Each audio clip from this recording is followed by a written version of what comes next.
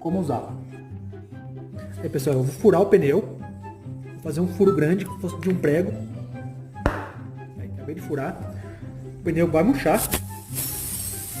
Vamos vir com a ferramenta e fincar ela no lugar. Você fincou no lugar, com força, empurra o macarrão e retira. Nesse mesmo momento, vira para baixo. Para quê? O selante trabalhar junto com o macarrão. Eu vou virar agora o pneu. Vou virar o pneu para vocês verem agora como que ficou. Repare que o vazamento foi tampado. O pneu murchou um pouco, para calibrar o pneu novamente. Agora a gente vem e corta esse excesso. Pessoal, vai sobrar isso daqui.